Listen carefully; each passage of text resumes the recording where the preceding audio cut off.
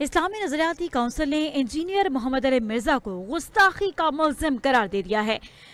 मोहम्मद अली मिर्जा के कई बयानात नकल कुफर पर मुश्तमिल हैं। इस्लामी नजरियाती काउंसिल के मुताबिक मिर्जा मोहम्मद अली के बयानात किसी शरई मकसद के बगैर कहे गए। अभी हालिया दिनों में जो उनकी गुफ्तगू सामने आई वो बहुत तकलीफ दे थी। मुझे इल्म है कि उनके मानने वाले या हमारे से मोहब्बत करने वाले इस पर बहुत कुछ कहेंगे, लेकिन जिस अंदाज में उन्होंने मसीही बरादरी के साथ मुंसलिक करके रसूल अकरम सल्लल्लाहु अलैहि वसल्लम के हवाले से नाजेबा जुमले कहे, वो बहरहाल काबिल कबूल और काबिल बर्दाश्त नहीं हैं। मसीही बरादरी से हम जितना भी मालूम कर सके, कोई एक फर्द ऐसा नहीं मिला जिसने ये बात कही हो कि वो रसूल अकरम सल्लल्लाहु अलैहि वसल्लम के हवाले से माअज़ अल्लाह इस तरह का जुमला कोई इस्तेमाल करते। फिर ये मामला आ गया इस्लामिक आइडियोलॉजी काउंसिल में। इस्लामी नजरियाती काउंसिल जो हमारे मुल्क का एक आईनी इदारा है और उसमें बरेलवी, देवबंदी, आले हदीस, आले तशरीह, इन सब मकातब फिक्र की नुमाइंदगी है। आज जो उनका फैसला आया आप इसी पेज पर देख लें जहां से आप मेरी लाइव गुफ्तगू सुन रहे हैं। मुफ्ती अब्दुल वाहिद कुरैशी, फेसबुक पे हमारा माशाअल्लाह ये 1.8 मिलियन प्लस फॉलोअर्स का एक पेज है, उस पर ये अपलोडेड है। इस्लामी नजरियाती काउंसिल ने भी इसको अपलोड कर दिया, उन्होंने लिख दिया है। मैं कहता हूँ कमाल पा देती है यार, कमाल। सलाम है इस्लामी नजरियाती काउंसिल के मेंबरान को, जितने हजरात आज वहां बैठे थे। मौलाना रागिब नईमी साहब बैठे थे, उसमें हजरत मौलाना हाफिज मोहम्मद अमजद साहब बैठे थे फैसलाबाद से। वो उस दिन भी मुझे फरमा रहे थे, वहां खत्म नबूवत कॉन्फ्रेंस थी अल-फतह ग्राउंड फैसलाबाद में, कि मुफ्ती साहब असी वड्डे मिर्जे लाई भी एक कहते, छोटे मिर्जे लाई भी एक कह। कमाल दी गल की थी। इन्होंने एक ओपिनियन मांगी थी नजरियाती काउंसिल से कि इस बारे में अपनी वो राय दें। इस ओपिनियन से पहले जो पाकिस्तान के उलमा कराम, पाकिस्तान के मुफ्तियान कराम, जिन्होंने बड़ी वजाहत के साथ बहुत डिटेल में फतवा जात जारी किए और उसमें उन्होंने कहा कि नकल कुफर कुफर ना बाशत, कि अगर कोई शख्स कुफर की नकल करता है तो वो कुफर नहीं करता। इस बेस के ऊपर उन्होंने फतवा जात जारी किए, क्योंकि कुरान में भी ये तमाम चीज़ें इसी तरह से मेंशन है, अहादीस के अंदर है। अब सवाल यहाँ पर ये पैदा होता था, वो जो उनकी जो FIR का जो कंटेंट है, जिस FIR जिसकी वजह से ये FIR हुई और कहा गया कि आप सल्लल्लाहु अलैहि वसल्लम की शान में जो लफ्ज़ उन्होंने अदा किए। अच्छा, उसकी मुझे आइडिया नहीं आपको उसके कॉन्टेक्स्ट का उसका आइडिया है जो उसका या नहीं है। अगर आपने वो FIR देखी है तो उसमें उन्होंने कहा कि जो क्रिश्चियन कम्युनिटी है उनका ये अकीदा है, वो समझते हैं आप सल्लल्लाहु के बारे में। तो किसी के अकीदे को डिस्कस करना कि वो समझते हैं तो उसको नकल करने पे कोई गुस्ताखी नहीं है। अब दूसरी बात ये कि क्या यहाँ से ये देखा जाएगा कि जो चीज़ नकल की जा रही है आया वो उनके अकीदे में वो मौजूद भी है या नहीं, क्या ये उनके खिलाफ कोई एलिगेशन तो नहीं है, या उसके खिलाफ या उनको उनकी आड़ में, क्रिश्चियन कम्युनिटी की आड़ में ऐसा तो नहीं है कि आप खुद से उन लफ्ज़ों को भर लें और आनत रसूल के मुर्तकिब हो जाएं। तो इस केस के अंदर मैंने इन्वेस्टिगेशन को भी और मैं आपकी इस प्रोग्राम की साथत से भी वो आपके साथ शेयर भी कर दूंगा। वो बुक्स आप बाद में उसको ऐड करना चाहें तो उसमें कर दीजिएगा। 15 to 20 बुक्स जो है मेन स्ट्रीम की जो क्रिश्चियन कम्युनिटी की बुक्स हैं और उनके आर्टिकल्स हैं जिसमें उस लफ्ज़ को यूज़ करते हैं और वो क्लेम करते हैं, क्योंकि क्रिश्चियनिटी के जो मज़हब के अंदर ये बड़ी जो इम्पॉर्टेंट बात है कि वो ईसा अलैहिस्सलाम के बाद किसी नबी को नबी नहीं मानते। अगर ऐसा मुमकिन हो, ये जो पाकिस्तान में जो प्रोपेगेंडा हो रहा है कि जो क्रिश्चियन कम्युनिटी है वो तो आप सल्लल्लाहु अलैहि वसल्लम को ईमान रखते हैं, वो आप सल्लल्लाहु अलैहि वसल्लम को आखिरी नबी मानते हैं। अगर आप सल्लल्लाहु अलैहि वसल्लम को आखिरी नबी मान लें तो ईमान का तकाजा ये है, हमारा ईमान ये कहता है कि हमारा ईमान तो बुनियाद इस पर करता है वहदानियत पर और ख़ातमुन नबिय्यीन की आखिरी नबी होने पर, यानी कि ख़ातमुन नबिय्यीन पर कि आप सल्लल्लाहु अलैहि वसल्लम का आखिरी नबी। लेकिन दोनों चीज़ों पर हमारा ईमान जो है वो बेस करता है। अगर इस बात पर क्रिश्चियन कम्युनिटी कह दें कि आप ख़ातमुन नबिय्यीन हैं तो फिर तो वो सारा मामला खत्म हो जाएगा, फिर तो दुनिया के क्रिश्चियन तो क्रिश्चियन नहीं रहेंगे, वो तो फिर इस्लाम कबूल कर लेंगे। तो उन्होंने किया क्या कि अब ये जो पाकिस्तान के अंदर जो चंद लोग जो हैं मुख्तलिफ मकतब फ़िक्र के, यानी कि एक ख़ास मकतूब, अब मुख्तलिफ तो मैं नहीं कहूँगा कि मखसूस मकतब फ़िक्र के लोग जो है जो इसके खिलाफ एक प्रोपेगेंडा जो कर रहे हैं, वो कहते हैं कि ऐसा क्रिश्चियन कम्युनिटी के अंदर ऐसा नहीं है। ठीक है, वो कहते हैं कि उनके अंदर ऐसा अकीदा नहीं है।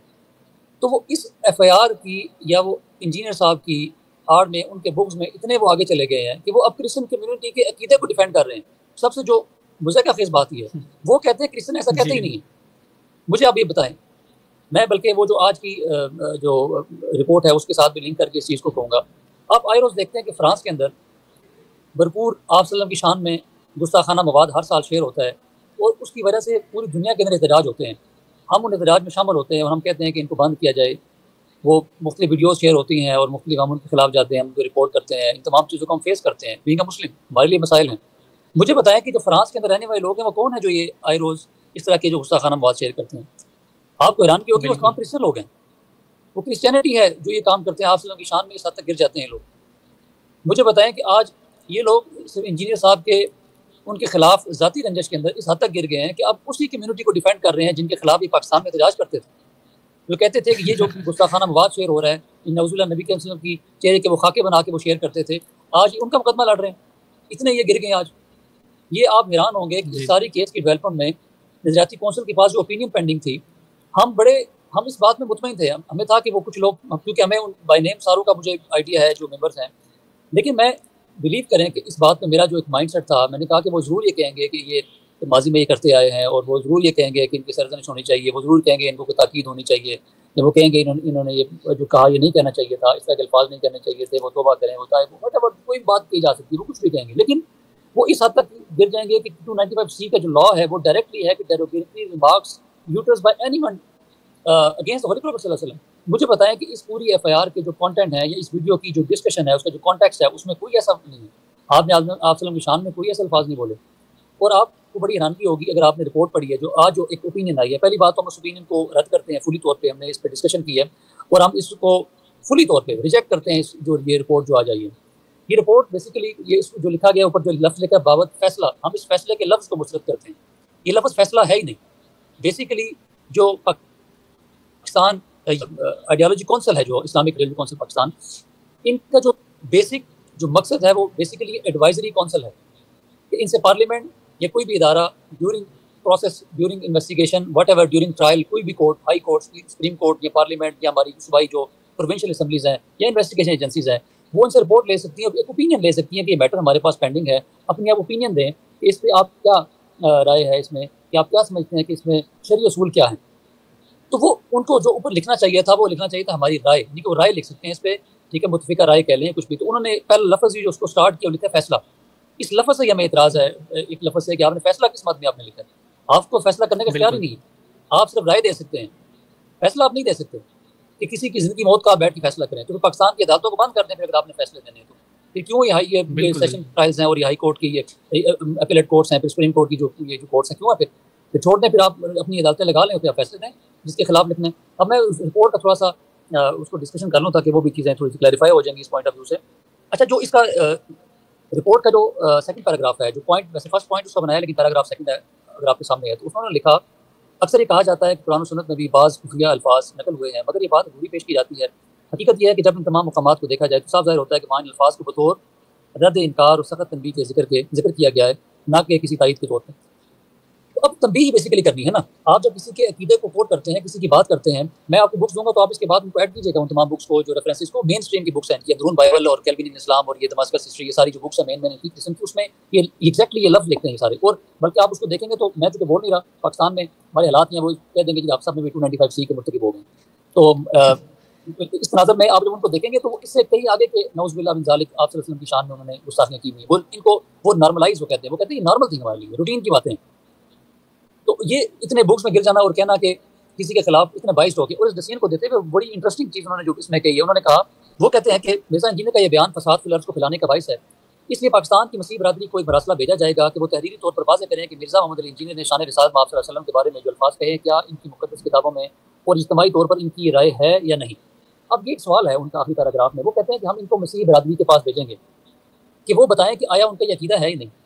मुझे बताएं कि इस मुल्क के अंदर जो पहले आज तक केसेस हुए हैं, आसिया का जो केस था, उसके अलावा जो बाकी केसेस हैं, अभी जेल में कितने अडयाला में कैदी हैं इस मामले में, जो आप की शान में गुस्ताखी की जो मुर्तकिब हुए हैं। मुझे बताएं कि क्या क्रिश्चियन अगर इस तरह का अकीदा भी रखता हो तो वो ज़ुबान से लफ्ज़ निकालेगा कि हमारा ये अकीदा है। आप एक कॉमन बात ले लें, आप एक कॉमन बात आज की इसी आपकी इस डिस्कशन से मैं एक बात को क्लियर करूँ। नजाशी के पास, जो बादशाह के पास जब जाफर बिन तालिब रज़ी अल्लाह अन्हु उनका जो वफ़द था, जो कि यहाँ से हिजरत करके गए थे, जब उनके सामने पेश हुए तो वहाँ से अमर बिन आस रज़ी अल्लाह अन्हु चूँकि वो मुसलमान नहीं थे, और वो जब सामने उनके मुनाज़रे के लिए पेश हुए तो उन्होंने, नजाशी ने और कोई लंबी चौड़ी गुफ्तगू नहीं की। नजाशी ने सिर्फ ये कहा कि बताएं कि आपके नबी पे जो वही आती है या जो आपके नबी का जो कलाम है, जो आपकी जो बुनियादी जो अकीदे में से है, बताएं वो क्या है। मुझे बताएं किसी भी मज़हब का जो अकीदा है वो ज़ुबान से बयान नहीं होता, या नहीं कहा जाता कि ज़ुबान पे हम कितनी बातें, मुझे बताएं जो रूटीन में आज तक कुरान की कितनी आयात हैं जो हमने डिस्कशन में लेके आए। हो सकता है आपने कुरान की जो 6,500 के करीब आयात हैं उसमें से कितनी आयात को आपने आज तक लिया होगा या कोट किया होगा किसी जगह पे? नहीं ली जाती। लेकिन वो हमारी किताब, हमारी ईमान का हिस्सा है, हमारी बुनियादी अकायद में से है। हमसे कोई शख्स पूछेगा अगर कि आपकी, हमें बताएं कि आपका अकीदा क्या है, आपको कैसे हम जस्टिफाई करें कि आपका मजहब क्या कहता है, तो हम उसको पेश करने के लिए कुरान देते हैं। हम कहते हैं इसको पढ़ें, ये हमारा अकीदा है। फिर हम अगर वो कहते हैं मजीद हमें एलोब्रेशन चाहिए तो हम कहते हैं बुखारी हमारी मुस्लिम किताबों में से है, मुस्लिम शरीफ है, अब तिरमिज़ी है, अबू दाऊद, सुनन नसाई, हम बाकी बुक्स के हवाले देते हैं। इसके अलावा जो बुक्स हैं हम कहते हैं आप इनको देखें, इनमें मजीद क्लैरिफिकेशन है, जस्टिफिकेशन है बुक्स के अंदर। तो नजाशी के सामने जब वो जो मामला सामने आया तो वो बड़ी, उन्होंने क्या वहाँ पर उनको पढ़ के सुनाया। उन्होंने कहा हमारा जो बुनियादी अकीदा, उन्होंने कोई और चीज़ नहीं बताई। उन्होंने कहा बस फिल किताब मरियम इदिन तबदत मिन अहलिहा मकान शर्किया फतखत मिन दूनी हिजाबन फरसलना इलैहा रूहाना फतमत्तल लहा बशरन सविया। वो सारी उन्होंने वो पूरा वो 36 तक वो सारी आयत पढ़ी 16 से ऑनवर्ड, और उन्होंने वो सारा उसको अपना जस्टिफाई, उन्होंने कहा बिल्कुल यही अकीदा है, यही बात है। तो किसी की अगर आपने अकीदे की जस्टिफिकेशन देनी है तो वो आप उन बुक से देंगे, उन हवालाजात से कि ये देखें इनकी किताबों में क्या लिखा हुआ है, जो कि आयरोस प्रिंट हो रही है उनकी बुक्स। और उसके अलावा जो इस्लामिक बुक्स हैं जो वो भी आपसे मैं शेयर कर दूंगा, आप उनको भी अगर किसी जगह लगाना चाहें जब भी मैं इसकी क्लैरिफिकेशन के लिए, ताकि लोगों को इस चीज़ में पॉइंट ऑफ व्यू मुकदमा क्लियर हो बेसिकली है क्या, जिसको टोटली इस जो ओपिनियन आई है जिस पर इग्नोर किया गया बाइज होने की वजह से। उसमें आप ये देखें कि इस्लामिक बुक्स में और मल्टीपल स्कॉलर्स हैं और इससे पहले काफ़ी वीडियोज़ हैं जो इन चीज़ों को, इन अकीदों को एड्रेस करने के लिए वो ये बातें वो करते थे और इन चीज़ों को वो इंडोर्स करते थे कि ये हमारी बुक्स में लिखा हुआ है। और वो कहते थे कि मसीह उन अकीदों से एक मुस्लिम अकीदे को वो उसका इंटरसेक्शन करते हुए, वो या उसका एनालिसिस करते हुए, वो कहते थे क्रिटिकल एनालिसिस के दौरान वो कहते हैं कि ये जो क्रिश्चियनिटी की बुक्स हैं उनमें ये लिखा हुआ है, या वो ये कहते हैं, हम उसका दिफा इस तरह करते हैं। आप उनकी बुक्स का अपनी किताबों में दिफा करते रहे, आपने कहा कि ये उनका, आप उसका रद्द करते रहे। आज आप कैसे कह रहे हैं कि जब उस पॉइंट ऑफ डिनाई किस तरह से कर सकते हैं? तो हम अपनी सिर्फ हमारे पाकिस्तान के, आप किस इदारे में बिलीव करेंगे फिर? जब तमाम की राय जो इतनी बाइस राय हो जाएगी, वहाँ कौन से नजाती कौंसिल में मुफ्तियान कराम बैठे हुए हैं जो इस पर फतवे देंगे या इस पर जो सिग्नेचर, आप उनकी वो लिस्ट आप उसको देखें, उनकी जो बैकग्राउंड हिस्ट्री को पढ़ें तो आप बड़े हैरान होंगे कि ये नजाती कौंसिल के साथ जाती है सबसे बड़ी, कि अगर पाकिस्तान की इतनी बड़ी एक ओपिनियन कौंसिल है कि जिनकी राय का एक एहतराम है, लेकिन वहाँ इस तरह के लोग बैठे हुए हैं जिनको बेसिक इस्लाम के एथिक्स का नहीं पता और बेसिक प्रिंसिपल्स का नहीं पता कि किन बेस पे आपने अपनी वो रिपोर्ट या अपनी ओपिनियन। सर इसी के साथ मैं पूछना चाहूँगा इसी इस्लामी नज़रियाती काउंसिल की रिपोर्ट के हवाले से कि इसमें हमने एक और अजीब चीज़ देखी कि यहाँ पर इस केस के मुतल्लिक राय इनसे पूछी गई थी, और जब हम इसको पढ़ते हैं तो वहाँ पर इंजीनियर साहब का जो प्रीवियस ट्रैक रिकॉर्ड है कि वहाँ पर ये भी कहा गया कि इंजीनियर जी तो उसका क्या लीगल ग्राउंड? जी मैं बता रहा हूँ इस पे। पहले तो चलो लीगल ग्राउंड के हवाले से बात कर लें। इस पे मल्टीपल जजमेंट्स जो है वो हाई कोर्ट्स की और सुप्रीम कोर्ट की मौजूद हैं कि ये जो नज़रियाती काउंसिल का कोई भी ओपिनियन या उसका जो फैसला वो कोर्ट्स के ऊपर बाइंडिंग नहीं है, और वो किसी इन्वेस्टिगेशन एजेंसी पे भी बाइंडिंग नहीं है, वो प्रोविंशियल असेंबली या नेशनल असेंबली पर भी बाइंडिंग नहीं है। उनकी ओपिनियन की हैसियत है, एडवाइजरी काउंसिल है वो, कि वो एक ओपिनियन एक राय दे सकती है। लेकिन इस फैसले को मजीद मशकूक उन्होंने इस रीज़न से कर दिया। आप उसका सेकंड पैराग्राफ देखें जब वो ये कहते हैं शरीय उसूल ये है कि कुफर के अल्फाज सिर्फ इस वक्त नकल किए जा सकते हैं जब इनका मकसद कोई जायज़ दीनी ज़रूरत हो, मसलन शहादत, बातिल की तरदीद, तालीम या तनबीह वगैरह। बिला ज़रूरत ऐसे कलमात दोहराना नाजायज़ और बाज़ सूरतों में सिर्फ गुनाह है। अब ये दोनों बातें वो कहते हैं कि अगर ये तमाम चीज़ें ना हों तो बिला ज़रूरत ऐसे कलमात को दोहराना नाजायज़ है और बाज़ सूरतों में गुनाह है। ये खुद मान रहे हैं। वो कहते हैं ये तमाम जो चीज़ें हैं, यानी कि अगर शहादत किसी की देनी हो, बातिल की तरदीद करनी हो, तालीम या तनबीह करनी हो, तनबीह किसी को, तो फिर ये जायज़ है, अदरवाइज़ जायज़ तो नहीं है, ठीक है, लेकिन वो गुनाह है। अच्छा, आपने दोनों बातें खुद से जस्टिफाई कर दी। आपने कहा चलें कहना तो इन बातों की सूरत में कह सकते हैं, अगर ये बातें नहीं है तो चलें आपने गुनाह का काम किया। मुझे बताएं, आप इन दोनों बातों पे आपने स्टैंड नहीं किया, आप इन दोनों बातों से खुद बनाए होगे। आपने चलें कह दिया कि वो नकल किया था, आप इस मुकदमा खड़ा कर रहे हैं। किसी भी मुकदमे के ग्राउंड्स होते हैं, उनकी कुछ बेसिक्स होते हैं, जिन बेसिक्स के ऊपर आप उसकी फाइंडिंग देते हैं। आपकी बेसिक आप स्टैंड यहाँ से ले रहे हैं कि अगर ये रीज़न हो तो फिर जायज़ है। तो आपने कैसे जस्टिफाई कर लिया कि ये रीज़न नहीं थी इसके अंदर? चलें ठीक है, रीज़न नहीं थी, एक लम्हे के लिए आपने कह दिया वो रीज़न नहीं थी, तो फिर आप खुद बता रहे हैं कि वो गुनाह का काम है। चलें गुनाह की तो आप किस कैटेगरी में फॉल करते हैं, आप वो बताएंगे ये कबीरा गुनाह है, सगीरा गुनाह है, ये क्या है? खुद दिख रहे हैं वो नाजायज़ थी। तो गुनाह तो नमाज छोड़ना सबसे बड़ा गुनाह है। मुझे बताएं कि कबीरा गुनाहों में से नमाज छोड़ना नमाज छोड़ना कबीरा गुनाह है। मुझे बताएं कितने मुसलमान दुनिया में नमाज पढ़ रहे हैं, जो बुनियादी इस्लाम के कायदे हैं, कितने लोग उसको पूरा कर रहे हैं? तो क्या आप उनको सज़ा मौत दे देंगे? कितने नमाज ना पढ़ने वाले लोगों को आप सज़ा मौत दे देते हैं? 295C की सज़ा मौत है। तो गुनाह की डिटर्मिनेशन कैसे करेंगे आप? ये इतना बड़ा एलिगेशन है इस रिपोर्ट के ऊपर जो उन्होंने इशू किया। मैं हैरान हूँ इन लोगों के ऊपर कि ये लोग वहाँ बैठे जो नज़रियाती काउंसिल में जिनको अपॉइंट किया गया इन कामों के लिए। गवर्नमेंट को सोचना चाहिए इन लोगों के ऊपर। आप इसी को आगे देखें, वो कहते हैं खुसूसन जब मामला हुर्मत रसूल सल्लल्लाहु अलैहि वसल्लम का हो तो किसी शरई मकसद के बगैर तौहीन आमेज़ जुमले नकल करने की कतई इजाज़त नहीं है। मिर्ज़ा मोहम्मद इंजीनियर के कई बयानात में ऐसे जुमले मौजूद हैं जो नकल कुफर पर मुश्तमिल हैं, मगर किसी शरई मकसद के बगैर कहे गए। जब नज़रियाती काउंसिल को कोई मैटर रेफर होता है, एक स्पेसिफिक एक लाइन, एक पैराग्राफ लिखा जाता है कि we need opinion in this context या in this paragraph, in these lines. अब यहाँ पर कह रहे हैं कि कई वीडियोस हमने देखी हैं और आपने ये चीज़ें कही, तो आपसे वीडियोस के बारे में तो ओपिनियन नहीं ली। जब आपसे ओपिनियन मांगी जाएगी तो आप उन वीडियोस के बारे में ओपिनियन दे दें अपनी। लेकिन चूंकि वो जो बैठे हुए हैं, अब उनके नाम लेना मुनासिब नहीं है, उनकी भी अलग से हिस्ट्री है, वो आप अलग से निकाल के देख लें। तो वो जिस मकसद फिक्र से बिलोंग करते हैं, जो उनके मकासद हैं इसके पीछे, मकसद तो और था, वो सबको पूरे पाकिस्तान में पता है कि वो क्या है। तो मजहब की आड़ का एक ऐसा एक बुनियाद बन गई है कि जिसका वो दिल करे तो किसी के खिलाफ आपको मुकदमा बनाए और उसको ड्रैग करें। कैसा नजर मैं बिलीव करें कि मैं नजरियाती कौंसिल से बिल्कुल तवक्को नहीं कर रहा था, और हमने कोई अप्रोच नहीं की, कुछ नहीं किया, अनअटेंड छोड़ दिया कि ठीक है वो पाकिस्तान का एक बड़ा इदारा है, उनकी कोई राय का एहतराम है, वो राय जो आएगी उनकी वो ठीक होगी। लेकिन एक इतनी बायस राय और ये चीज़ें जो बुनियादी उसूलों की सिरे से खिलाफ है, जो बुनियादी शरीय उसूलों के खिलाफ है, जिसकी बुनियाद ही गलत है और जिसका एंड रिजल्ट गलत है। अब मुझे बताएं इसके एंड पॉइंट पे आप चले जाएं। वो कहते हैं कि हम ये भेजेंगे, मसीह बरादरी को भेजेंगे। अच्छा, अगर आपने मसीह बरादरी को भेजना था और उनकी राय लेनी थी तो फिर आपने फैसला किस बुनियाद पर लिया? आपकी सारी रिपोर्ट मशकूक हो गई है ना। एक तो आपने शुरू में कह दिया, आपने कहा कि मसीह बरादरी की के इसको नकल करना ही ठीक नहीं है। फिर वो कहते हैं नहीं नकल कर सकते हैं, लेकिन एक क्रिश्चियन कम्युनिटी पहले वो बताएगी कि जी आपका इस तरह का अकीदा है या नहीं। मुझे बताएं क्रिश्चियन लिख के दे सकता है अकीदा है?